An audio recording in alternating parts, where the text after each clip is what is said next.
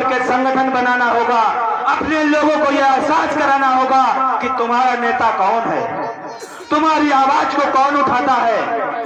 अगर तुमने ये ना किया तो मेरी माताओं, तुम्हारे बदन पर जो ये पल्लू है, हजारों हजार रुपए की साड़ियां हैं, बढ़िया चमकते हुए महल है, इन महलों की कीमत उतनी नहीं जितनी अमृतसर में जो खड़ी प्रतिमा की कीमत थी।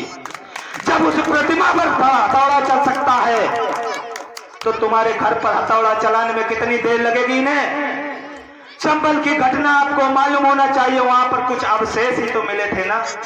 हमारे लोग आज भी गेट के बाहर हम देखते हैं गौरी गणपत गणेश और तमाम 33 करोड़ देवी देवताओं को चिपका करके रखते हैं। और जब संविधान खत्म होगा तो मनवादी व्यवस्था के लोग आएंगे, कहेंगे ये घर में हमारे देखो पुरखों की मूर्ति लगी है, ये हमारा घर है।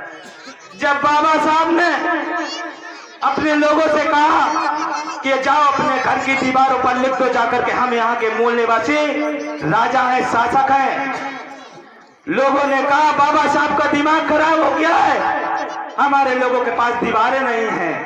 जब आज दीवारें हमारे पास आई तो हमने क्या लिखा, कुत्तों से सावधान रहो, और तमाम शब्द लिखे। क्या आज हम नहीं लिख सकते हैं? अरे लिखना चाहिए ना तुम्हें। और मैं ये भी देख रहा हूं तुम्हारे गांव आते आते मैंने देखा कि कार्यक्रम मैंने पता किया कि प्रतिवर्ष होता है, लेकिन हारे हुए लोगों के घर पे झंडे नहीं लगे होते हैं। झंडे उन्हीं के घर पे लगे होते हैं जो जीते होते हैं, झंडे उन्हीं के होते हैं। आज मुझे ये वचन दो कि यहाँ से जाने के बाद अपनी कमाई हुई की दौलत से आप एक एक झंडा लगाओगे बाबा साहब का। अगर इन्हें नीले रंग से दिक्कत है तो कपड़े भी तुम नीले पहनो। अगर इन्हें एक झंडे से बुखार आता है तो तुम 10 झंडे लगाने का काम करो। करोगे क्या? हमारे लोग, आपको मालूम होना चाहिए जो भगत सिंह की व्यवस्था थी वो आजादी की व्यवस्था थी, क्रांति की व्यवस्था थी।